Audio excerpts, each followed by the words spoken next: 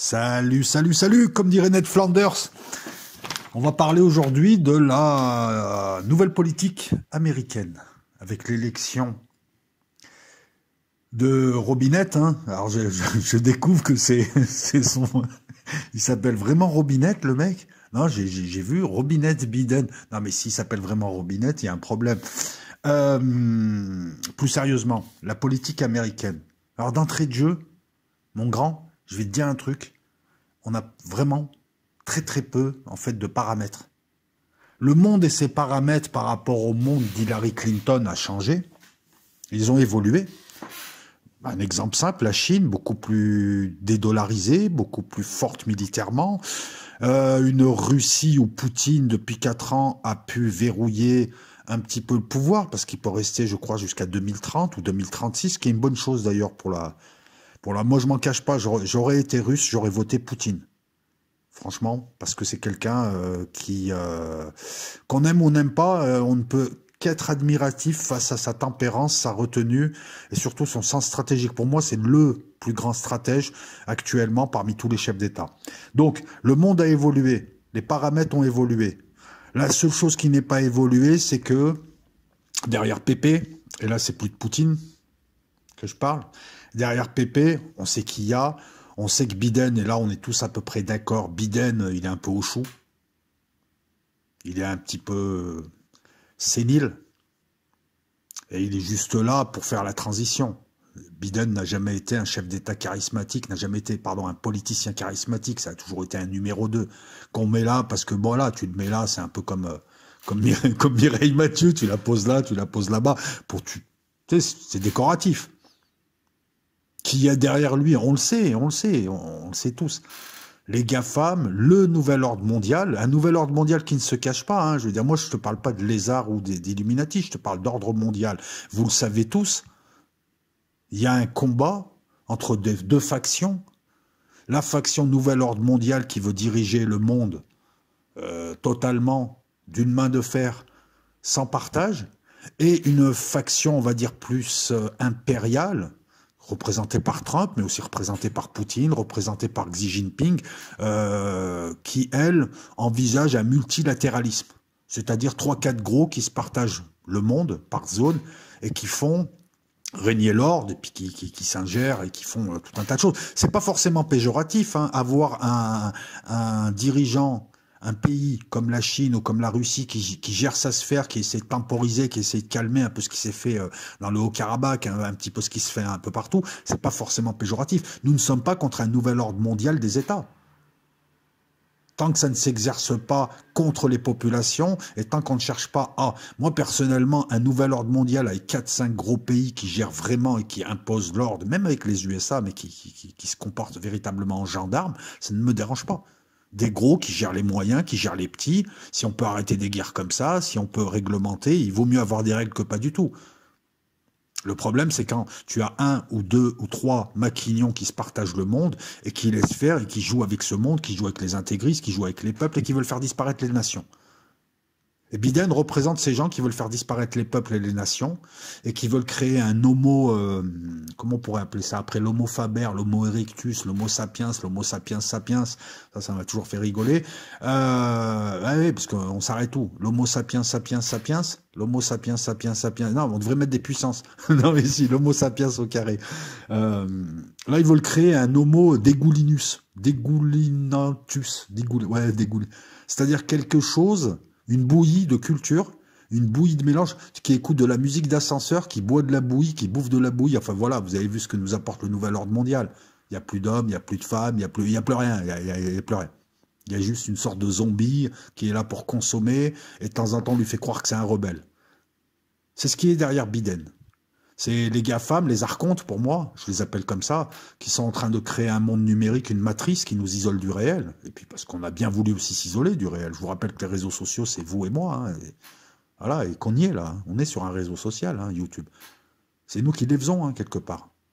Moi aussi, je participe à ça. Mais en même temps, si je veux échanger, excusez toutes mes digressions.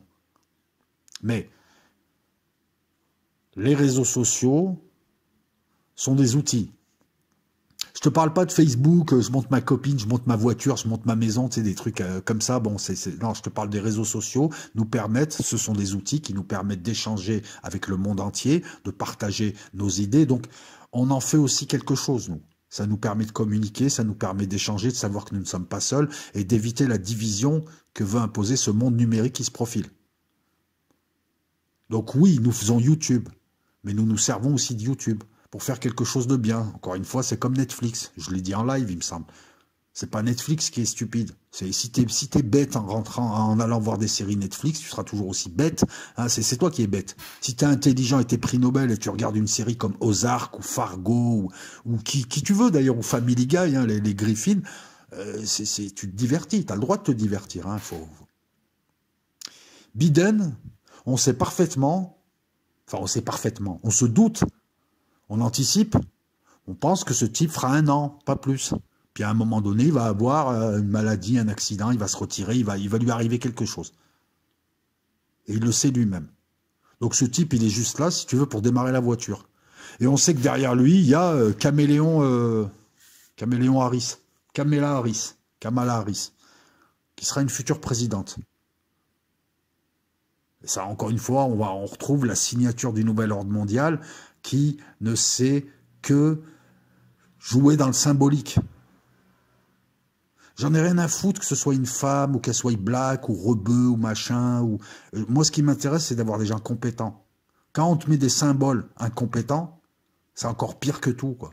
Je préfère être dirigé par de vieux mâles blancs de 50 ans compétents que par de gens qui me ressemblent et qui sont incompétents. Le problème, c'est que Kamala Harris, elle est certes sénatrice, elle a un peu de bouteille dans la peau. Elle a un peu de bouteille pour ce qui est de la politique américaine. Mais là, c'est les USA. C'est quelques milliers de missiles nucléaires. C'est la plus grande force du monde. C'est pas une voiture qu'elle va conduire. Elle va conduire un truc, elle va conduire une partie du monde, voire le monde. Elle va faire quoi face à Poutine? Erdogan, il va arriver, il va l'embrouiller. Ben, parce qu'elle n'a pas d'expérience en politique. C'est pas parce que c'est une femme. C'est pas parce qu'elle est black. C'est parce qu'elle n'a pas d'expérience. Et moi non plus, j'en ai pas. Donc ces gens-là sont un petit peu inconséquents, parce que pourquoi ils ne nous mettent pas un politicien qui a de la bouteille? Vous savez pourquoi ils te mettent des George Bush, des Biden, des Kamala Harris, qu'ils soient démocrates ou républicains, peu importe, parce que là je viens de citer dans les deux camps. Ce sont des gens corvéables, modelables et qu'on tient. Quand tu mets George W. Bush, tu sais que tu peux tout lui faire. Hein. Ah oui, si, c'est pareil. Ben voilà, Biden c'est pareil. Obama, au bout d'un moment, il s'est un peu rebiffé, mais c'est pareil. Donc voilà pourquoi ils ne te mettent pas quelqu'un qui a de la bouteille et qui représente véritablement le peuple américain. Ça aussi, c'est marrant. Hein. Il y avait 4 ans pour changer le mode de scrutin. Alors, je vous réserve une vidéo. Je la mettrai sûrement sur Patreon, mais peut-être que je la mettrai ensuite sur Los Locos. C'est une vidéo qui va faire le parallèle entre Trump et... une vidéo où il y a les polémiques, les pro-Trump, les ceci, les cela, vous faites ce que vous voulez, vous écoutez qui vous voulez. Moi, maintenant, je mets des vidéos critiques, analytiques. Hein. Si vous vous sentez insulté, c'est votre problème. D'accord? Je vais faire une vidéo en vous montrant 2 cas quasiment identiques. Trump, Charles de Gaulle. Vous allez comprendre qui est stratège et qui a eu le temps de réformer et qui ne l'a pas fait le scrutin universel indirect américain pour s'appuyer sur le peuple. Vous verrez à la suite de cela, en tout cas pour ceux qui veulent comprendre et qui veulent discuter et puis qui savent faire évoluer leur position, vous verrez qu'est-ce qu'un stratège. Hein. Il s'appelle Charles de Gaulle, le stratège. Et voilà, c'est des arguments, c'est des éléments. On te montre que dans 2 cas bien précis qui se ressemblent, il y en a un qui a été un grand stratège, ça a permis à la France de rentrer dans la modernité et de quitter l'ère de la colonisation, et l'autre, par contre, n'a pas pu, ou n'a pas voulu, ou n'a pas, peu importe, on décryptera plus tard, il nous faudra peut-être un peu plus de recul pour comprendre ce qui s'est passé, est-ce qu'il a été trahi, est-ce qu'il n'a pas voulu... et là je parle de Trump, hein, sachant que moi dans mon esprit, je ne pense pas que lui soit à la tête d'une manœuvre psyope. Je pense qu'il s'est fait enfler comme les 50% de gens qui le soutiennent. Il s'est fait enfler par le système et il n'a rien vu venir. Voilà pourquoi je vous dis que c'est pas un grand stratège ce type. Il s'est fait avoir. Bref, ça donnera lieu à une vidéo. Revenons à nos moutons, revenons à la politique US avec Robinette. Kamala Harris prendra le pouvoir. Ça, on peut l'anticiper. Le monde a changé, les paramètres ont changé. Quelle sera la nouvelle politique américaine? avec derrière toute la fine équipe, hein, les Clinton, les GAFAM, les banques, certains lobbies de l'armement, certains lobbies et autres. Non, j'ai pas cité le lobby israélien, parce que le lobby israélien, justement, on va en parler là, d'ailleurs, d'ailleurs, on va l'aborder de suite.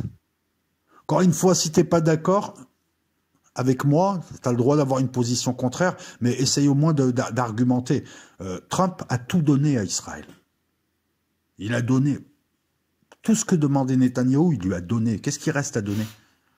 Je vous rappelle que la reconnaissance de Jérusalem comme capitale éternelle de l'État d'Israël avait été plus ou moins actée juridiquement sous les démocrates, mais il gardait cette mesure, il l'annonçait pas. Si tu veux, à tout moment, il pouvait dire « nous reconnaissons Jérusalem ». Ils ne l'ont jamais fait. Pourquoi les démocrates? Parce que si tu donnes tout à ton pote, qui n'est pas totalement ton pote, et s'il n'espère plus rien de toi, il t'écoute plus, tu n'as plus de contrôle. Les démocrates, on peut penser qu'Israël tienne les USA, moi je dirais plutôt que c'est un partenariat et chacun sait jusqu'où aller. Les anglo-saxons et les Israéliens sont amis, sont alliés objectifs, mais ils savent où aller, ils savent où s'arrêter. Et ils savent aussi comment s'embrouiller. Jusque-là, les démocrates et les républicains savaient gérer Israël et savaient garder le contrôle. T'as besoin de nous au Proche-Orient, t'as besoin de notre armement, t'as besoin de notre politique, t'as besoin, sinon on te laisse face aux Arabes. C'est ce qu'il disait. Et ça permettait de canaliser et de garder des relations sous contrôle. Trump a tout donné. Donc Netanyahou et l'État israélien, finalement, ils ont tout eu. Ils ont tout eu. Excuse-moi, c'est un fait. Donc, c'est ce qui a fait enrager beaucoup de républicains en lui disant « tu leur donnes tout, on ne peut plus les contrôler. On ne pourra plus leur demander quoi que ce soit. » Ou alors si on leur demande et qu'ils nous disent non, il faudra les affronter. Alors ça serait un échec. Tu vois, lorsque Netanyahou voulait, malgré les observations et malgré l'opposition de son état-major et de ses services de renseignement, lorsque Netanyahou a voulu aller bombarder les Iraniens, les Américains de l'époque, il me semble que c'était sous Obama, lui ont envoyé un message en lui disant « si tu y vas, tes avions ne passent pas au-dessus de l'Arabie Saoudite, on les fait tomber. » Et puis tu as besoin de nous parce que pour ceci, pour cela. Mais une fois que tu donnes tout à quelqu'un, tu ne le contrôles plus. C'est de la politique de base. Tout donner à quelqu'un, c'est tout sauf de la stratégie. Moi, je le vois comme ça. Après, tu le vois comme tu veux. Hein. Personnellement, je m'adresse à ton intelligence. Mais voilà. Donc là, moi, je pense que les démocrates ne pourront pas reculer. Tout ce qui a été donné, ils ne pourront pas revenir dessus. Sinon, ils vont se déjuger. Sinon, les gens vont sentir qu'il y a de l'eau dans le gaz entre eux et les Israéliens, et même leur électorat, notamment leur électorat évangéliste ou leur électorat un petit peu chrétien-sioniste, va leur en vouloir. Donc ce qu'ils vont faire, c'est qu'ils vont essayer de récupérer un petit peu la mise sans rien reprendre. Ils vont essayer de reprendre le contrôle. C'est ce qu'ils viennent de faire d'ailleurs. Hein. C'est ce qu'ils viennent de faire. Hein. En décrétant réexaminer un petit peu tous les contrats d'armement qui ont été proposés, qui ont été signés entre les USA et l'Arabie Saoudite et les Émirats Arabes Unis, entre les USA et le Maroc. Tous ces contrats d'armement, qui ont été signés en échange d'une reconnaissance de l'État d'Israël. Les démocrates reviennent dessus. Alors je vous rassure, ils vont envoyer les avions, ils vont tout envoyer. Ils vont respecter leurs paroles. C'est une mesure pour dire, voilà, nous, on va pas faire comme l'autre, nous, on va réfléchir, et puis attention. C'est une manière de reprendre le contrôle. Parce que s'ils ne vendent pas de F-35 aux Émiratis, et s'ils ne reconnaissent pas le Sahara, que l'ONU ne reconnaît pas d'ailleurs, s'ils ne reconnaissent pas le Sahara occidental, comment dire ça? Comment est-ce que je peux te présenter ça? S'ils ne le font pas, ça créerait une crise grave. Mais il faut qu'ils donnent l'image de « attends, on t'a donné des trucs, mais on va pas te les donner aussi facilement ». Donc ils vont essayer de reprendre le contrôle, à mon avis. Et sinon, il n'y a plus de plan Abraham, il n'y a plus de reconnaissance. Le Maroc, les Émirats Arabes Unis disent « attendez, nous on avait signé pour des trucs, vous ne les donnez pas, bah, nous on ne reconnaît rien. Je veux dire, on ne reconnaît plus personne à Harley-Davidson. » Et ouais, ces pays ont signé une reconnaissance et ont légitimé quelque chose qui s'est toujours fait, c'est-à-dire des contacts entre pays arabes et Israël. Ils ont signé, mais pour eux, c'était, lorsqu'on en regarde bien, c'était tactique. Ils allaient obtenir des choses pour leur pays. Ils l'ont joué national. Les uns ont obtenu des avions, les autres ont obtenu de la technologie, les autres obtiennent une reconnaissance. Je veux dire, voilà, c'est la signature. Le plan Abraham, c'est pas viens, on se réconcilie, on est tous des gentils. Non, c'est qu'est-ce que tu peux faire pour moi? C'est le business, c'est la géopolitique. Ben, les démocrates vont essayer de reprendre le contrôle comme ça. Et lorsque je vois le secrétaire d'État aux affaires étrangères, hein, c'est pas véritablement le terme officiel, hein, mais qui dit qu'il va réexaminer tout ça, je pense que ça, en tout cas, c'est un élément qui va en faveur de ce que je viens de vous dire. En deuxième lieu, je pense que les démocrates vont aussi commencer à jouer avec Gantz et Netanyahou et à jouer l'opposition Gantz-Netanyahou. Netanyahou est de plus en plus décrié, c'est l'usure du pouvoir. Il a encore une solide base populaire, mais au niveau des élites israéliennes et au niveau des partis, il y a beaucoup de gens qui commencent maintenant à en avoir marre de lui, de ces histoires d'immobilier, tout ça. Les démocrates, je pense, vont commencer à draguer Gantz et à les mettre en rivalité. Gantz qui est l'autre droite, qui propose autre chose. Il y a des élections en Israël, là, qui arrivent. Si les démocrates, voilà, les démocrates peuvent dire à Netanyahou, tu vas te calmer, sinon on va soutenir officiellement Gantz. Ça fera partie de la reprise en main, la reprise du contrôle. Voilà, c'est les gros Américains sont amis avec les petits Israéliens, et c'est pas l'inverse. Et avec Trump, ça a été l'inverse. Ça a rendu fou beaucoup de gens. Les Américains t'aiment bien que quand ils te contrôlent. Voilà. Donc, ce que je te propose là, on va voir. Écoute, gars, là, je te propose une analyse et on va voir sur le temps si ça se passe comme ça. Si ça se passe pas comme ça, c'est que l'analyse est fausse. On a très peu de paramètres pour l'instant. Donc, encore une fois, voilà, tu m'as compris. Hein, je te dis pas ça va arriver et puis toi, tu vas attendre. Et c'est pas arrivé, tu dis n'importe quoi. Non, moi, je te donne pas de date, je t'invente pas de mytho, moi.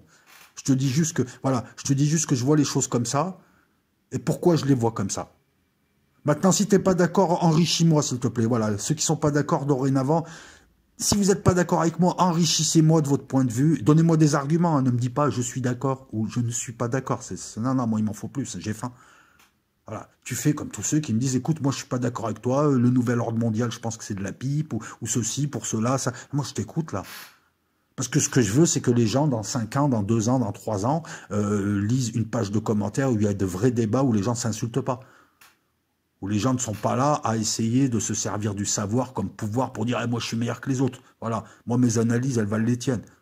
À condition que tu travailles autant que je travaille aussi, l'analyse, bien évidemment. Et une analyse n'est pas un avis. Une analyse, c'est un avis argumenté. Vis-à-vis des Israéliens, ensuite, il y aura le problème iranien. Et là aussi, on va voir une nouvelle politique, puisque les démocrates veulent signer un accord avec l'Iran, veulent sécuriser l'Iran, veulent récupérer l'Iran. Et apparemment, en Iran, il y aurait aussi deux tendances. Il y aurait la tendance Rouhani qui aimerait bien et la tendance des durs qui ne veut plus aller côté américain. C'est simple. Si ils font la misère à l'Iran, au profit de Netanyahou, ils perdent l'Iran qui va aller vers la Russie et la Chine, ce qui est déjà le cas. Rappelle-toi qu'on est dans le jeu d'échecs, là. On n'est pas dans le jeu des amis, où je t'aime bien, je t'aime pas. Donc, quid de l'accord JSOP, l'accord avec l'Iran? Quelle sera l'attitude des démocrates? Est-ce qu'ils vont proposer un nouvel accord? Est-ce qu'ils vont reprendre l'ancien? Apparemment, ils veulent, d'après leur déclaration, signer un nouvel accord avec quelques conditions supplémentaires, notamment quant aux missiles balistiques et au spatial. Est-ce que les Iraniens accepteront de signer maintenant? Puisqu'à force de se faire taper dessus, ils ont pris l'habitude et ils ont aussi sécurisé leur pétrole. Je vous rappelle qu'ils ont signé un immense contrat avec la Chine. Ils vendent à la Chine leur pétrole à 70% du prix, d'un prix. Voilà. Donc est-ce que les Iraniens ont intérêt? Il y a, à l'heure actuelle, il y a en Iran, il y a des tendances. Hein, vous voyez, comme quoi c'est pas une théocratie. En Iran, il y a différentes factions et en ce moment, il y a la faction des durs qui, elle, veut intervenir partout au Moyen-Orient et faire la guerre à Israël. Et il y a une faction, la faction Rouhani, qui, elle, préférerait plutôt négocier. Hein. Derrière Rouhani, il y a ce qu'on appelle les bazaris, les hommes d'affaires iraniens. L'attitude américaine vis-à-vis de cet accord sera très important pour déterminer justement leur attitude vis-à-vis d'Israël. S'ils sont très cléments avec et ils peuvent reprendre le contrôle dessus en disant aux Israéliens, écoutez, si vous n'êtes pas contents, nous on va être un peu plus sympa avec les Iraniens. L'accord avec les Iraniens permettrait aussi, tout dépend, hein, permettrait d'éviter une guerre incontrôlable. Les Américains, et personne d'ailleurs n'aime quelque chose qu'ils ne contrôlent pas. Les grandes puissances, lorsqu'elles s'engagent dans des guerres, en général, elles ont le contrôle, elles savent ce qu'elles font. Quand quelque chose devient incontrôlable, hein, comme en Ukraine, où à un moment donné, ils ne s'attendaient pas à ce que Poutine prenne la Crimée, ils reculent. Parce qu'on ne veut pas d'une guerre nucléaire. Et ils reculent et c'est pas plus mal. C'est très, très intelligent. Là, c'est pas une critique. Mais très souvent, les gouvernements occidentaux, lorsqu'ils s'engagent quelque part, ils ont le contrôle de tout. C'est pas plus mal. C'est une attitude responsable, hein, parce que si c'est pas tout de démarrer des guerres. Faut savoir les finir. J'ajoute au passage que si Trump n'a pas déclenché de guerre, c'est que toutes les guerres voulues ont été déclenchées avant lui. Voilà. Et que les guerres qu'il voulait lui, ça c'est facilement vérifiable, les guerres qu'il voulait lui, le Congrès les a refusées. C'est le Congrès qui décide de déclarer ou pas une guerre. Si un président de la République US déclare une guerre sans le Congrès, rentre en conflit, il peut se faire destituer. Non, mais je le dis parce que c'est un argument qui est souvent présenté par des gens qui ne maîtrisent apparemment pas la Constitution américaine. Voilà, la seule chose que puisse faire le président de la République américaine, qui est commandant en chef des forces armées, c'est des interventions où c'est répliquer dans le cadre d'une légitime défense. Voilà pourquoi Trump a envoyé des bateaux et a titillé les Iraniens en espérant que les Iraniens s'énervent, parce que là, il aurait pu intervenir, et encore. Il peut intervenir jusqu'à 60 jours et ensuite le Congrès peut lui demander sous 30 jours, hein, avec une mise en demeure de 30 jours, d'arrêter, etc., ou de valider ce qu'il a fait, etc., etc. Donc c'est pas un argument de dire. Trump voulait juste déclencher des guerres que le Congrès américain ne voulait pas voir se déclencher parce que c'était des guerres incontrôlables. Il y avait la Russie derrière, voilà. Et eux, ils ont déclenché. Et quand les démocrates eux, ont voulu déclencher des guerres, notamment en Syrie et autres, et ben le Congrès l'a accepté. Ou en Libye, là, il est. Tu comprends le truc? Donc, ne me sortez pas l'argument de il n'a pas déclenché de guerre alors qu'il voulait. Il a été interventionniste. Les sorties d'accords stupides. Alors là aussi, et là je m'adresse aux plus intelligents d'entre vous. Les autres, le menu frottin, vous avez d'autres sites. Hein. On ne vous retient pas sur ce site. Hein. Si vous voulez rêver ou entendre ce que vous voulez entendre, allez-y. Moi, je m'adresse à des gens qui s'intéressent à la géopolitique. Pourquoi les sorties d'accords de Trump sont stupides? Mais il le disait lui-même. C'était une histoire de pognon. Après, on a beau réinterpréter les Chinois. Excuse-moi, quand tu es américain, et en admettant que la Chine contrôle l'OMS, ce qui est faux. Je vais te dire pourquoi dans 2 secondes. Tu sors pas de l'OMS, tu restes dedans pour contrôler. Tu ne sors pas des organisations. Tu y restes pour contrôler. C'est le b.a.-ba de la géopolitique. Tu essayes de rentrer dans le truc. Les gens essayent de rentrer dans le Conseil de sécurité pour contrôler. Quand t'en sors en disant « ouais, je veux pas payer pour le reste du monde », t'es stupide et t'es tout sauf un stratège. Deuxièmement, qui contrôle l'OMS? On a réussi quand même à vous faire croire les Chinois du FBI et on a réussi à vous faire croire les Chinois à l'OMS. Ben, regardez le budget de l'OMS, qui c'est qui les principaux donateurs? USA, Royaume-Uni, Rotary Club, l'Alliance Gavi de Bill Gates. C'est le monde anglo-saxon. Enfin, le monde anglo-saxon. C'est le nouvel ordre mondial qui contrôle l'OMS. Et on a réussi à te faire croire que c'est les Chinois. En 3 clics, va voir qui contrôle, celui qui donne l'argent. Et qui décide des politiques de l'OMS. Qui décide des politiques de l'OMS? Bill Gates. Et tu le sais. Alors comment tu peux me dire que les Chinois... Parce qu'un type, un jour, t'a dit que c'est les Chinois qui contrôlent tout, en oubliant de te dire que c'est plutôt les Américains, les Israéliens et certains autres gouvernements qui contrôlent. Ce type a réussi quand même à faire écran entre toi et la réalité en disant que c'est les Chinois qui contrôlent le monde et les élections. Tu te rends compte de ça? Pourquoi il a fait ça, ce type? Et je parle pas de Trump, là, vous savez de qui je parle. Le gars, il a réussi à te faire croire que ceux qui contrôlaient le monde, ce n'étaient pas ceux qui contrôlaient réellement. L'OMS, je t'invite à aller voir. Donc sortir de l'OMS, c'est stupide. Si tu veux contrôler et lutter et faire du bien aux populations et éviter justement qu'il y ait des politiques vaccinales abusives, etc., etc., etc., tu restes à l'OMS et tu dis, nous, les Américains, on a 5%, 10% du budget, c'est nous. Et nos amis vous fournissent le reste. Donc vous allez faire ce que nous demandons. La réalité, c'est que je suis désolé, moi c'est Bill Gates et son alliance Gavi. Tu fais le job, tu vas faire le travail, tu vas voir un petit peu les critiques qui sont adressées à l'OMS. C'est pas il y a trop de Chinois à l'OMS, c'est pas les Chinois contrôlent. C'est Bill Gates impose une politique vaccinale et une politique qui empêche justement d'autres politiques d'émerger, c'est-à-dire des politiques de prévention, des politiques sanitaires, des politiques de formation. Non, lui, c'est tout vaccin et les médicaments de ses boîtes, de ses amis. De Big Pharma. C'est les critiques qui sont faites. Hein. Je t'invite à les vérifier.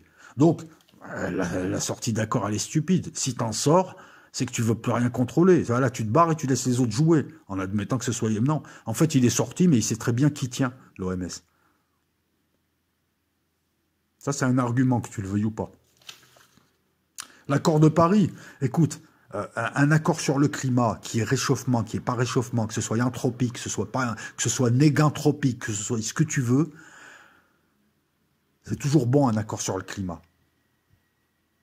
Quel que soit ce que tu puisses penser, il y a des montées d'eau, il y a des pays qui subissent les changements de climat.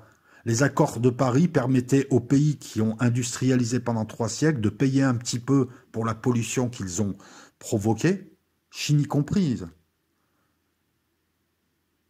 Et payer pour les autres. C'est pas les Bahamas ou c'est pas le Niger qui a pollué. Donc c'est pas à eux de payer beaucoup. Mais voilà, s'il faut un accord sur le climat, voilà, c'était un accord juste. Il suffit d'aller voir, c'était un accord juste, un accord de peuple, un accord de nation pour reconnaître que le Nord hyper industrialisé, c'est pas une critique, hein. Heureusement qu'il y a eu de l'industrialisation. Et je trouve même que c'était très noble de la part du Nord et des pays occidentaux de dire, écoutez, nous, on va payer un peu plus que les autres parce qu'on a un peu plus pollué que les autres. C'est vraiment l'accord classe. Qu'est-ce qu'il fait l'autre? Je sors de l'accord parce que ça coûte trop cher et nous, les Américains, on n'a rien à payer. Alors que les mecs, ils polluent pour 4. Hein. Encore une fois, qu'est-ce que ça démontre? De l'égoïsme. Donc le retour à l'accord de Paris montre que les démocrates vont jouer un autre jeu. Ils vont diriger le monde, mais de manière un peu plus consensuelle. Ils vont continuer à, encore une fois, l'image. On te met un ministre transgenre du travail, l'image. On nomme une femme vice-présidente black inexpérimentée, l'image. On donne des signes. C'est ce qu'il va faire, Biden. Pendant 1 an, il va faire juste des mesures symboliques. On va débaptiser tel collège, on va faire ceci, on va faire cela. Des mesures stupides, hein, symboliques et stupides, qui ne changeront pas les injustices, les inégalités, pardon, qui ne changeront rien à la réalité. Hein. Mais ça, c'est typique des démocrates, c'est typique du nouvel ordre mondial, c'est typique des socialos en France. Ils changent les termes, ils changent les mots, mais ils ne changent pas les problèmes, ils ne changent pas le véritable mot, MAUX. Qu'est-ce qui reste comme accord? Le JSOP, donc je pense qu'il y aura de la renégociation, et puis bon, je viens de t'en parler. Mais il y a un accord, moi, qui m'intéresse, et là aussi, je suis stupéfait. Je te rappelle que tu n'es pas américain. Tu comprends ce que je veux dire? Tu sens ce qui va arriver ou pas, là? Tu connais le traité FNI signé en 87? Tu vois, moi, j'ai connu l'époque où les Américains et les Russes avaient leurs missiles nucléaires tactiques en Europe, et étaient prêts à en découdre en Europe, et non pas sur leur territoire respectif. Ça s'appelle l'histoire. On a été à 2 doigts d'une confrontation. Dans les années 80, au Kremlin, ils étaient un peu parano. Reagan, de l'autre côté, il est arrivé, il voulait faire une croisade. On a connu aussi une guerre très, très, très froide dans les années 70. Je t'invite à aller, il y a tout un tas de vidéos comme ça sur le nucléaire et sur cette situation qui sont sur mon Patreon, si tu veux aller voir. Hein, je dis pas non.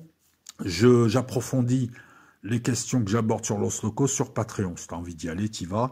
En tout cas, ça t'expliquera un peu le contexte. Et donc, en tant qu'Européen, le traité FNI signé en 87 par Reagan et Gorbatchev faisait que, 1, il n'y avait plus d'armes nucléaires tactiques américaines, les Pershing, ou russes en Europe, et que 2, l'Europe ne serait plus un terrain de jeu nucléaire entre les deux gros. Tu vis en Europe, tu vis en France, on est d'accord. Ça a arrangé tous les Européens. Eh ben, Trump, il est arrivé, j'en ai rien à foutre, et les gens, je sais pas, réfléchissez un petit peu. Donc tout de suite, il y a une réaction européenne, il est hors de question qu'il y ait des missiles américains qui se réinstallent en Europe, on n'est pas votre terrain de jeu, c'est pas un stade de foot, surtout les Allemands, hein, parce qu'ils étaient au milieu, hein, c'est eux qui allaient tout prendre.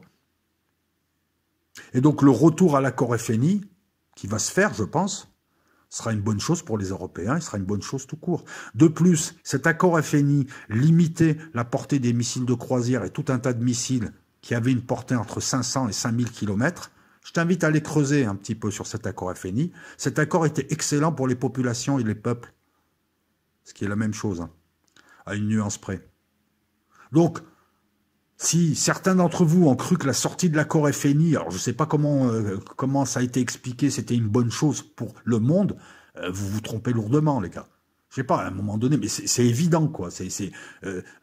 Grâce à Gorbatchev et à Reagan et à cette politique de glasnost et de glasnost, pardon, c'était on se bat plus en Europe. Non, toi voilà. Donc le gars, l'autre, il arrive, il sort de l'accord. Encore une fois, il est sorti de l'accord pensant faire pression sur la Russie pour qu'elle fasse pression sur la Chine, les Chinois leur ont dit, j'en ai rien à foutre, vous pouvez mettre des missiles, vous pouvez les enlever, vous pouvez faire le poirier, vous faites ce que vous voulez, je m'en tape, je fais tous les missiles que je veux, et je les vends à qui je veux. Je te rappelle que la prolifération de missiles de croisière n'est pas bonne aussi pour l'Europe.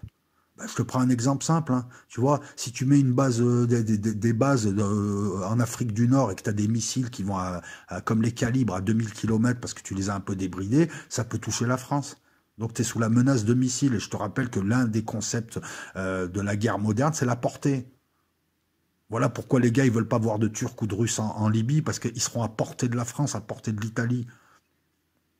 Et là, on raisonne à 20 ans. Donc, gars, cet accord FNI ne pouvait être que bénéfique pour nous. Et il n'était pas non plus mauvais pour les Américains de base. Et pour l'ouvrier à Milwaukee hein, qui fait de la rondelle d'acier, sortir de l'accord FNI, ça n'avait aucun sens. Non, ça montrait juste que voilà, une absence de stratégie, une absence d'empathie, ne pas comprendre comment fonctionnent les Chinois ou les Russes. Un Chinois, c'est un empire millénaire. Les mecs, ils jouent au Go, ils jouent aux échecs en même temps, et ils sont là sur 100 ans, ils savent déjà à l'avance comment ils vont faire. Et avec des bluffs de poker, tu pensais, voilà.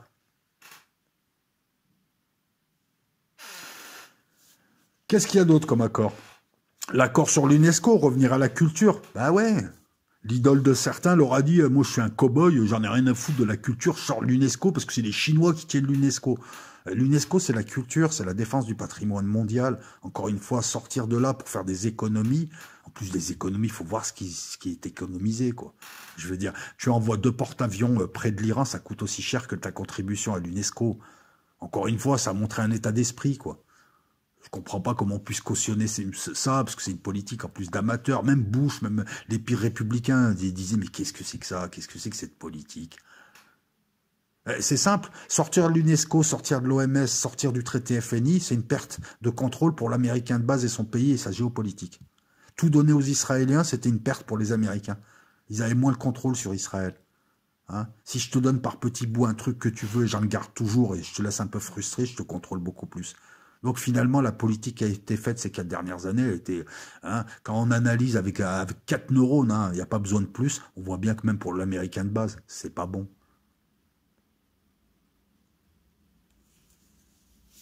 Pays du Golfe, business as usual, hein, là ça va pas changer. Hein. Ah, attends, ils ont des pigeons plein d'argent, des gros poussas du Golfe plein d'argent. Donc ils auraient tort de s'en priver. Et sur ce coup-là, Trump s'en est pas privé. Hein. Il leur a joué le coup de l'Iran, c'est méchant, attention. Et hein, je vais vous vendre des armes. C'est normal, c'est la géopolitique. Hein. Quand tu trouves des pigeons avec de l'argent, c'est normal. Hein. Je suis désolé. Voilà. Même si on peut quand même admirer le sens moral de certains, comme l'Italie. Là, merci à Renzi. Il me semble que c'est Matteo Renzi ou Di Meo. Non, il me semble l'actuel gouvernement, les Italiens viennent de décider de ne plus envoyer, de ne plus vendre de bombes. Ils ont arrêté des contrats qui leur apportaient beaucoup d'argent avec l'Arabie Saoudite. Bravo les Italiens, vous êtes les meilleurs. Ils ont dit on ne peut pas vendre des armes à des gens qui attaquent le Yémen et on voit la population yéménite souffrir. La classe l'Italie. Bravo, bravo et bravo. Voilà. Bon. Après, nous continuons à vendre des armes à l'Arabie Saoudite. Je trouve ça dégueulasse. On doit vendre des armes. Mais pas à ces gens.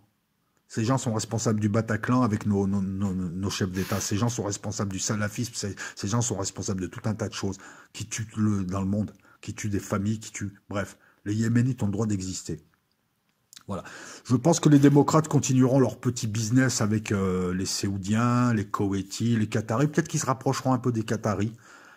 Alors que Trump, lui, s'en était éloigné. Il s'est rapproché des Saoudiens. Je pense qu'ils vont essayer de les mettre en balance. C'est leur politique, c'est de la géopolitique. On ne demande pas aux Américains d'être moraux, on leur demande juste d'arrêter de tuer des gens dans le monde. C'est pas mal déjà. Ça serait pas mal. Par contre...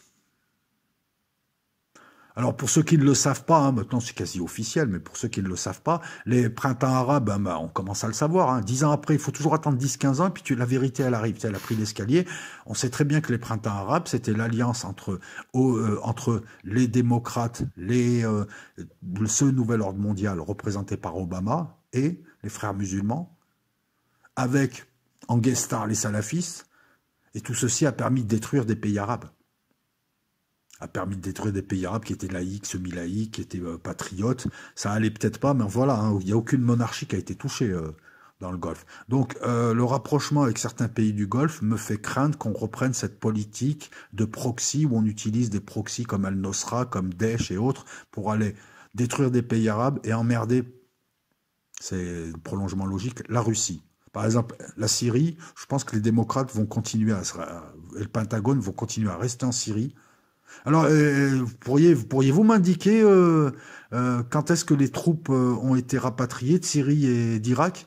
Alors, en Irak, il y a eu quelques rapatriements et on a eu le double de mercenaires qui est arrivé, hein. Donc, autant dire que personne n'est parti. Est-ce que vous pourriez me dire combien de temps il faut? Il faut 4 ans, il faut 10 ans pour faire partir les troupes de Syrie, alors que la Syrie est occupée, un tiers de la Syrie est occupée par les Américains, par le biais des FDS.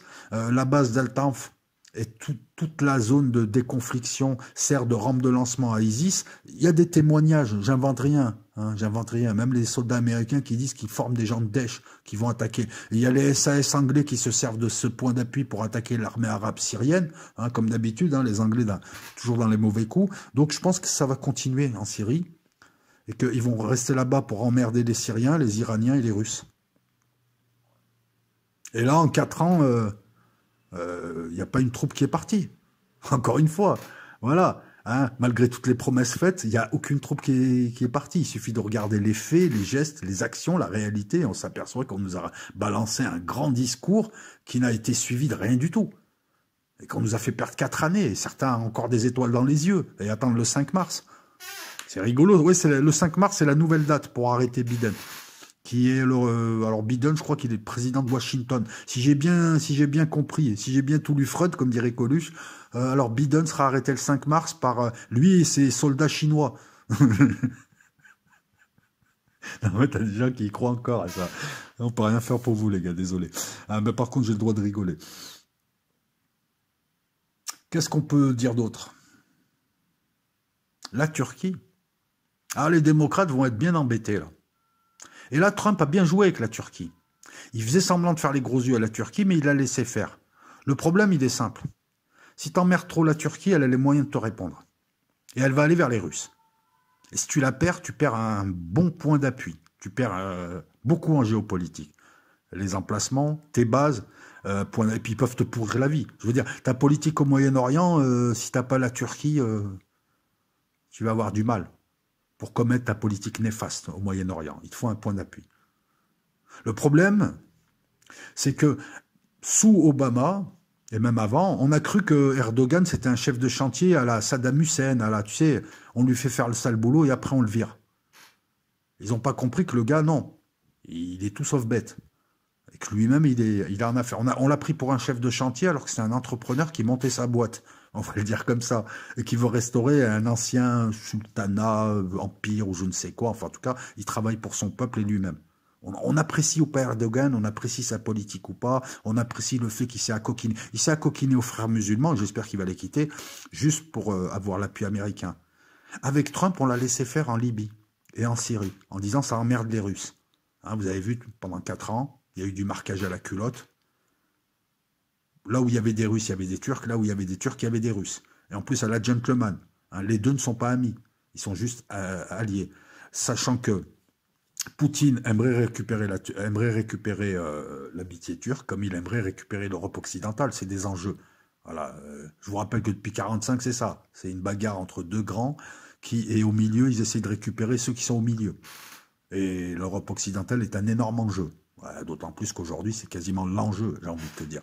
Donc, si les démocrates ennuient trop Erdogan, il peut leur dire vos bases, là, vos 2 bases, votre centre d'écoute, vos bombes atomiques B-61, et tous vos hommes, vous giclez. Je vais faire la paix avec la Syrie, je vais me mettre pote avec les Russes et vous êtes emmerdés. C'est moi qui ai le Bosphore. Il a les moyens, le gars. Lorsque je vois Biden demander aux Russes de faire partir leurs mercenaires et demander aux Turcs de quitter la Libye, alors que on aime ou on n'aime pas, mais le GNA est reconnu officiellement et il a invité la Turquie, Erdogan peut lui dire, mais je t'emmerde. Qu'est-ce qu'il va faire, Biden? Qu'est-ce qu'ils vont faire, les USA? Ils vont attaquer Erdogan? Ils peuvent pas. Ils vont pas déclencher une guerre contre la Turquie. Qu'est-ce qu'ils vont faire? Ils vont manipuler le dollar, les cours, ils vont essayer un nouveau coup d'État? Ben, il va aller direct voir Poutine. Et ils le perdent. Là, à l'heure où je te parle, Les démocrates ont commencé à faire pression sur la Turquie en lui disant arrête d'emmerder les Grecs, arrête d'emmerder la France, arrête de te conduire en mauvais élève de l'OTAN. Bon, jusque-là, moi, je valide. C'est vrai que, soyons honnêtes aussi, pour moi, le fautif... écoute, quand tu illumines une frégate, quand tu vas embêter les Grecs qui sont tous sauf expansionnistes, voilà, j'ai toujours été honnête. Hein. Pour moi, celui qui avait tort, c'était Erdogan. En Libye, c'est un peu plus compliqué, même si on aimerait bien que la Libye reste libyenne et qu'il n'y ait plus personne, mais enfin, il n'y a pas que les Turcs. Je veux dire, les mauvais, ils sont tous mauvais là-bas. Mais Erdogan n'abandonnera jamais la Libye. Si ça lui permet d'avoir une base navale, une base aérienne et d'installer ses troupes et d'emmerder l'Europe en étant au sud de l'Europe, il va rester. Donc, les démocrates là, comment ils vont agir? Je pense qu'ils vont faire pression sur la Turquie. Erdogan a déjà commencé un petit peu à tendre la main à l'Europe en disant qu'il aimerait bien se réconcilier avec la France, que finalement ceci, cela. Et je pense qu'il est en train de calmer le jeu pour voir jusqu'où vont aller les USA. Donc ça va être intéressant à analyser. On va attendre un petit peu de voir. D'un côté, Erdogan qui ne voudra pas lâcher tout ce qu'il a pris depuis 4 ans, puisque Trump l'a laissé faire en lui faisant les gros yeux, et l'autre lui disait « Ouais, mais c'est pour emmerder les Russes », donc Trump lui a dit... Sur ce coup-là, Trump a été un peu stratège. Il laisse faire Erdogan, et lui, il s'en mêle pas, en se disant « Erdogan, il va emmerder les Russes ». Ça va être compliqué pour les démocrates, hein, de gérer Erdogan. Là, ça va être compliqué. Ils lui ont donné un bâton de maréchal, ils lui ont fait croire tout un tas de choses, ils l'ont pris pour un con, et il s'avère que le mec, il est loin d'être con, il les a roulés dans la farine. Il leur a dit, vous voulez me virer, j'ai un contrat en béton. Maintenant, c'est moi le barbeau. Je suis pas le chef de chantier. Le chantier, il est à moi. Et comme ils en ont besoin aussi pour ennuyer la Syrie, je sais pas comment ils vont s'y prendre. Je pense qu'ils vont faire des pressions. Alors je vous rappelle que aussi une chose, c'est que il y a aussi un jeu de rôle qui est joué par les différents protagonistes. Quand tu les vois s'embrouiller en public, quelquefois c'est aussi joué. Par exemple, que va faire l'Amérique des GAFAM de Biden, de Kamala Harris face à la Russie? Ils vont avoir des relations pragmatiques. Ils viennent de signer un accord, ils viennent de signer la prolongation d'un accord hyper important, parce que c'est l'accord New Start, qui faisait suite à l'accord START. Cet accord New Start, signé en 2010, mais les accords START datent des années 72, limite les arsenaux nucléaires stratégiques, cette fois. On parle plus de tactique, on parle plus d'accord FNI. Pour la différence, allez voir sur Patreon les vidéos qui vous expliqueront la différence entre du nucléaire tactique et du nucléaire stratégique. Donc ça limitait, hein, je te le dis comme ça, sans voir mes notes, je crois qu'on limitait à 1550 ogives nucléaires stratégiques par pays, moins de 800 bombardiers lourds, genre Tupolev, Blackjack, ou je sais pas, ou B1 Lancer, ou bref, de l'autre côté, ou B-52, hein, qui ont une vocation nucléaire. Et il y avait aussi la limitation des lanceurs, que ce soit des ICBM ou des missiles lancés par sous-marin SLBM. Alors attends, je vais quand même regarder mes notes. Alors les accords START, c'est 72, c'est la limitation des armes nucléaires stratégiques. 700 ICBM, 1550 ogives, soit sur ICBM, soit sur SLBM. Voilà. Et 800 bombardiers. Voilà les limites. L'accord New START a été signé en 2010 et faisait suite à l'accord START, aux accords START. Donc on limitait un petit peu cet arsenal de la terreur. Et il devait expirer le 4 février, le 5 février. Trump, comme d'habitude, a voulu tenter un coup de bluff en demandant aux Russes de geler leur arsenal nucléaire alors que lui développe un bouclier au port de la Russie. Les Russes lui ont dit, écoute, nous on veut bien signer START, mais là tu nous fais des demandes inacceptables. Les demandes ont été voulues, hein. C'était voulu, ces demandes inacceptables. Encore une fois, Trump n'a pas bien compris à quoi il jouait. Il a essayé de mettre la pression. On allait se retrouver sans accord. C'est-à-dire que les arsenaux nucléaires allaient augmenter, et à un moment donné, ça va péter. Là, l'accord vient d'être signé entre Trump et Biden. Entre Biden et Poutine. Ils se sont retrouvés. Moi, je peux vous dire juste une chose, c'est qu'il y aura des relations bien meilleures.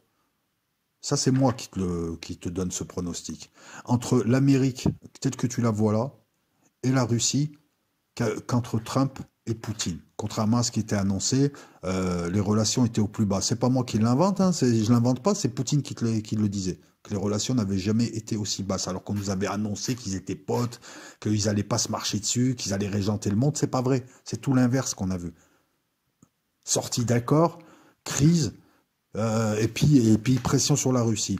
Donc, lorsque Biden signe l'accord New Start, et en même temps parle de Navalny, et puis déclare, oui, non, mais la Russie, on va se méfier de la Russie, on va lui mettre la pression. Il parle à son électorat, il rassure les va-t-en-guerre de son côté.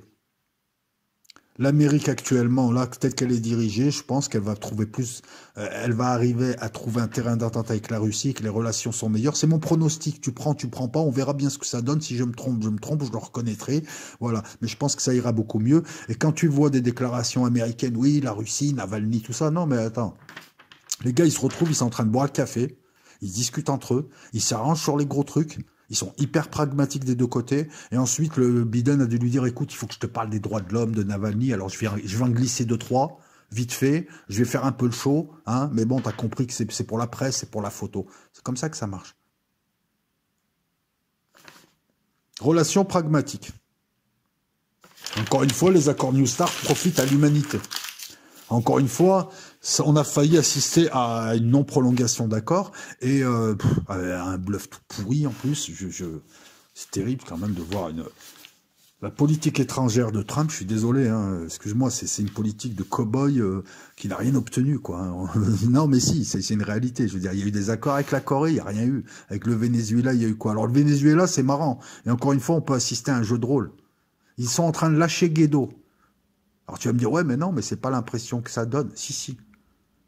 Les USA, par le biais de Blinken, qui est leur ministre des Affaires étrangères, dans une déclaration qui ne lit pas le président Biden, te dit on reconnaît encore Guaido comme président par intérim, mais tu as l'élément du géopoliticien. L'Union européenne ne reconnaît plus Guaido comme président par intérim. Lorsque l'Union européenne, qui est très très très pro-américaine, pro-Amérique Biden, ne reconnaît pas Guaido, c'est que Guaido, c'est fini. Guaido n'a plus aucun mandat. L'Union européenne, donc, lui dit, vous n'avez plus aucun mandat, vous n'êtes plus président par intérim du Venezuela. Deuxième chose, il y a eu beaucoup de rencontres secrètes, enfin semi-secrètes, puisqu'on est au courant. On l'a su après. Entre les représentants des démocrates, quand je dis Biden, c'est les démocrates, lui, il contrôle rien, Pépé, et les représentants de Maduro, en disant, écoutez, on va sortir de la crise, on va relâcher les sanctions, on va en laisser quelques-unes, on va vous rendre un peu de thunes, on va essayer de rétablir un semblant de relation. On n'exige pas que Maduro s'en aille, mais on vous demande juste vous aussi de calmer le jeu. Maduro, de son côté, il a repris langue avec l'opposition sérieuse de droite.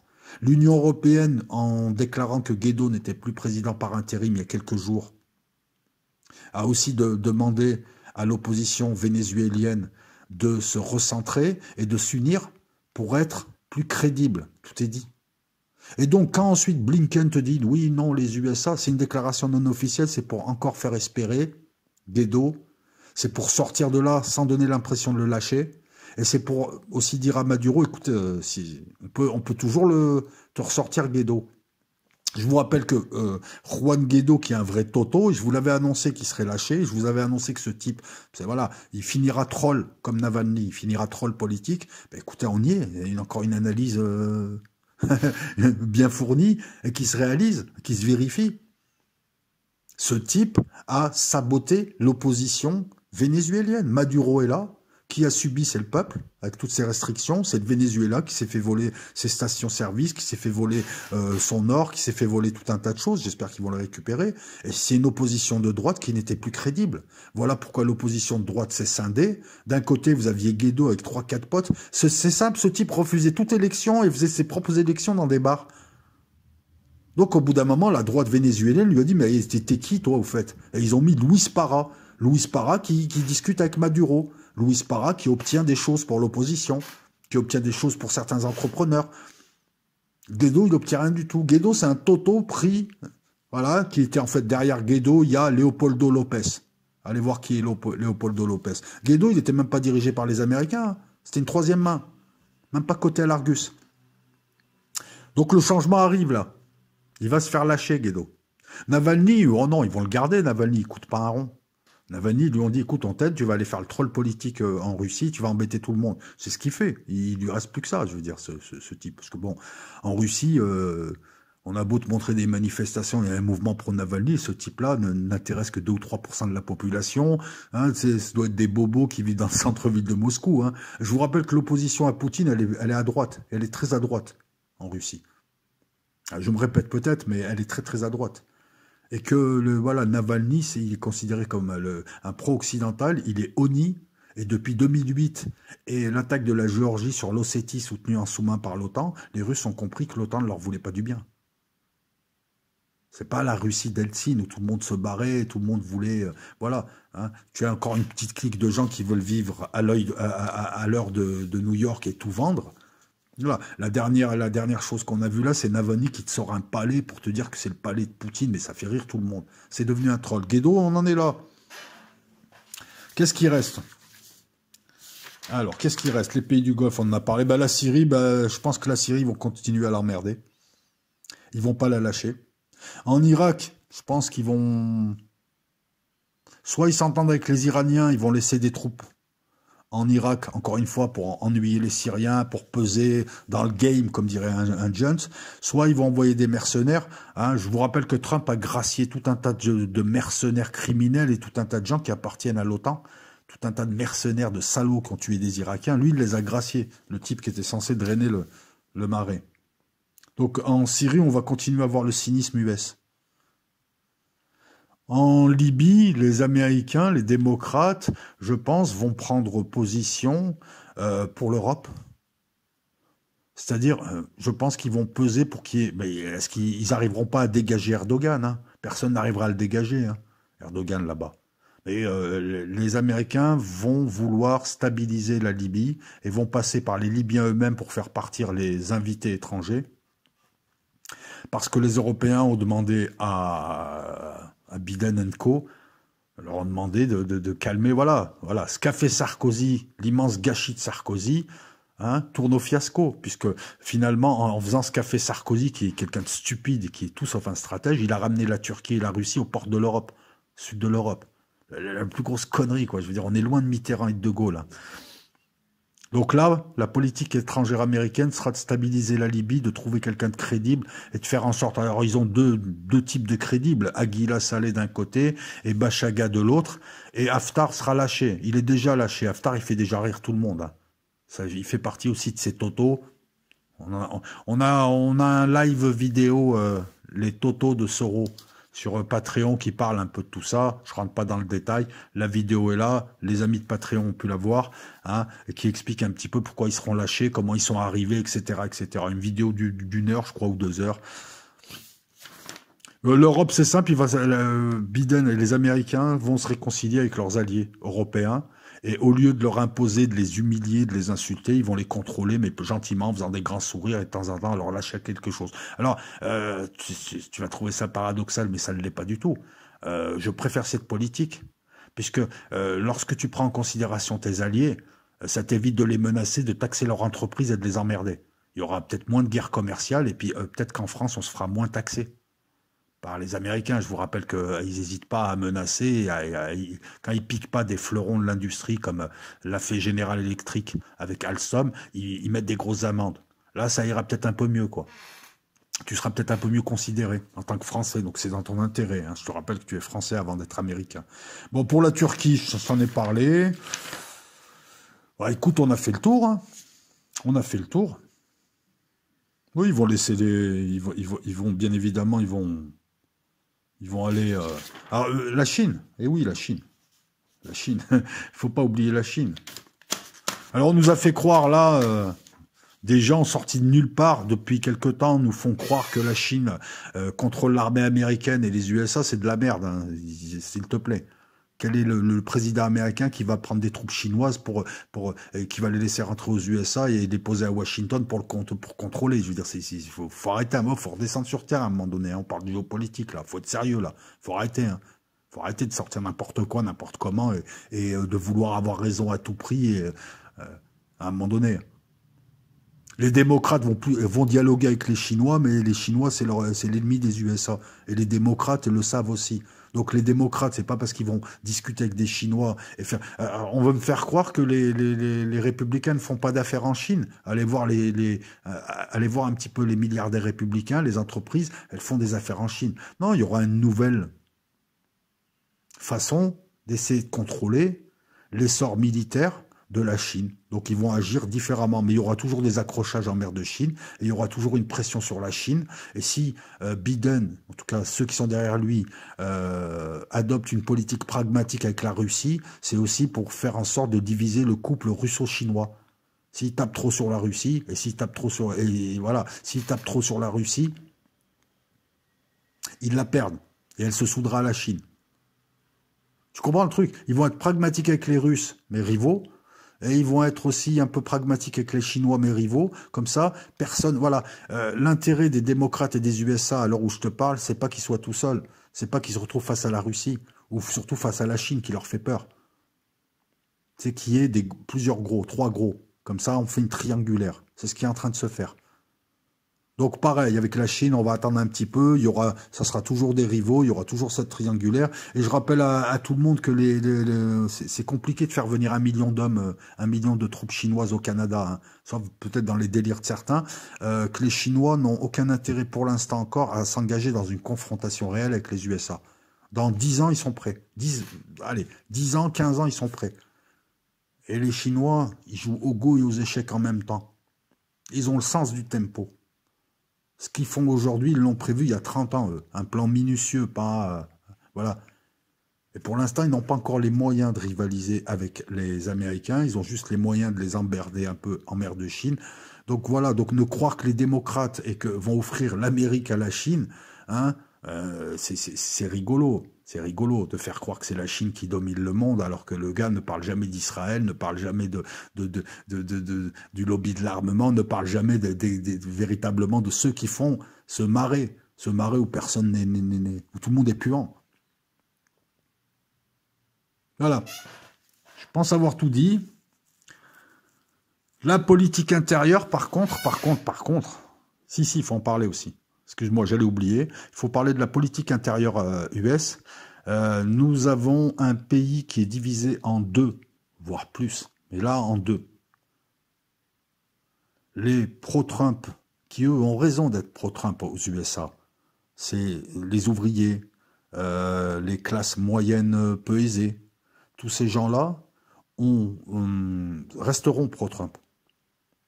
Et se défient de ce gouvernement qu'ils estiment illégitime. À tort ou à raison, moi je dirais à raison, parce que les élections, on est tous d'accord sur les élections. Il s'est passé quelque chose. On est d'accord. Hein, voilà, on rentre pas dans le détail. Mais c'est pas ça l'enjeu. C'est pas de dire les élections c'est truqué. C'est pas ça. Tout le reste a été mené en dépit du bon sens après. Ils ont tout fait à l'envers volontairement. Donc, aux yeux de beaucoup, mais même aux yeux d'électeurs démocrates, 30% des électeurs démocrates pensent que les élections ont été truquées. 70% des républicains. Donc là, pour eux, le gouvernement Biden est illégitime. Donc il y a un risque, déjà, de sécession qui est réel de certains États. Il y a un repli communautaire qui va se faire, notamment dans les États du Midwest. Les mecs vont rester entre eux, vivre entre eux, et puis l'État fédéral sera toujours décrié. Beaucoup plus qu'avant, il y a toujours eu cette défiance vis-à-vis de l'État fédéral, de la part des gens qui habitent des États fédérés. Hein, les États fédérés, c'est le Texas, c'est l'Arkansas, hein, et l'État fédéral, c'est les USA. Donc ça va être compliqué pour les démocrates. Il va falloir aussi s'ils veulent éviter une guerre civile, il va falloir aussi qu'ils ne se contentent pas seulement de mesurettes pour les Black Lives Matter ou pour les transgenres ou pour les, je sais pas, ou les mangeurs de grenouilles ou ce que tu veux. Il va falloir qu'ils récupèrent aussi quand même un petit peu dans ces États. Un électorat qui était jusque-là au milieu et qui s'est mis à pencher à droite, enfin républicain. Ça n'a pas de sens, droite et gauche aux USA. Un démocrate peut avoir une politique d'extrême droite et un républicain new-yorkais, par exemple, peut avoir une politique Un républicain new-yorkais est peut-être beaucoup plus libéral et ouvert et plus à gauche qu'un démocrate du sud des Amériques. Donc le clivage gauche-droite que nous connaissons, nous, hein, qui vient de la royauté, qui vient de la royauté, la gauche, la droite, à côté de Louis XVI, ça n'a aucun sens aux USA. C'est surtout où tu as été élu et par qui tu as été élu. Et là, ça donne la couleur, la véritable couleur politique de l'élu. Donc, on a une Amérique qui est fracturée, qui est coupée en deux. Elle l'a toujours été un petit peu, mais là, elle l'est vraiment. Avec des risques de sécession, avec des risques de sédition, avec des risques d'émeutes. Donc, je pense qu'il y aura une politique sécuritaire, genre FBI et NSA, qui va écouter tout le monde. Il y aura des interventions. Mais la grande hantise de ce gouvernement, c'est de voir le pays se couper en deux, se fracturer. Ou même en plusieurs États. Donc ça va être un problème pour eux. Je sais pas comment ils vont faire, mais il va falloir aussi, si tu veux, faire produire des mesures un peu plus consistantes pour récupérer au sein de cet électorat pro-Trump des gens qui ne peuvent pas se permettre de perdre. Sinon les élections locales, les élections à la Chambre, les élections pour le gouverneur, toutes ces élections-là, ils vont les perdre. Et s'ils les perdent, au bout d'un moment, le Parti démocrate ne pourra plus présenter quelqu'un à la présidence. C'est pas tout de présenter quelqu'un à la présidence et d'être un parti national qui se partage le pouvoir avec l'autre parti. Il faut avoir des assises locales à la base. Donc voilà, donc tu peux pas te permettre de te mettre à dos tous les Texans. Il faut que tu rééquilibres ça. Comment vont faire les démocrates, je n'en sais rien. Parce que là, il y a quand même un clivage. Alors, par rapport à la politique trumpienne, quant au Covid, ils vont agir différemment, ils vont imposer les mesures que nous connaissons ici. Moi, j'ai pas envie de blâmer Trump sur le Covid. Je pense que c'est le Covid qui lui a fait perdre l'élection. Même si l'élection a été truquée, on va dire que bon, elle l'est pas. On va dire, s'il n'y avait pas eu le Covid, je pense qu'il aurait gagné l'élection. Et pour ce qui est du Covid, j'ai pas envie de le critiquer parce que il a eu tort. Il s'est trompé. Mais si tu veux, c'était quelque chose de nouveau. Il s'est trompé de bonne foi. Beaucoup de chefs d'État se sont loupés au début, mais ils se sont loupés de bonne foi. Contrairement à Macron, on se pose des questions, lui, par contre, parce qu'il est tellement contradictoire qu'on se demande si lui n'a pas voulu que l'épidémie se répande ici. Donc Trump, on va pas lui en vouloir quant au Covid. En plus, Biden a plus de recul maintenant. On en sait beaucoup plus sur cette histoire. Donc là, on va voir un petit peu ce qui va se faire. Voilà. Voilà, les amis, moi, je vous ai livré une analyse, c'est-à-dire je vous ai dit comme je voyais les choses et je vous ai expliqué pourquoi je les voyais comme ça et je vous ai donné les arguments. En plus, voilà, c'est de source publique, tout ce que je dis. Je n'invente rien, tout est vérifiable, tout est estimé et estimable. Donc à vous de voir et puis si vous voulez commenter, commentez. Voilà, je prends tous les commentaires, sauf les commentaires partisans à deux balles qui insultent l'auteur de la vidéo, à savoir Bibi, ou qui n'apportent rien. Voilà, tout ça, je vous dis, vous avez des sites pour vous. Vous pouvez aller sur ces sites, écouter, on vous racontera ce que vous voulez entendre. Vous avez des sites pour vous. Nous, ici, on parle sérieusement de la politique. Hein. On peut être en désaccord, on peut se prendre la tête, mais en tout cas, moi, je ferai toujours passer des messages de gens qui me diront moi, je suis pas d'accord avec toi sur tel ou tel aspect, parce que moi, je pense ceci, je pense cela, moi, je suis là et tout. Ça me plaît. Les autres, écoutez... on verra, hein, on verra. De toute façon, on va voir. Hein. On va voir, là, dans quelques mois déjà, ça va commencer à se décanter. Et on va voir si l'analyse est bonne, moins bonne ou pas du tout bonne. Et puis on rectifiera et on affinera. Ciao tout le monde.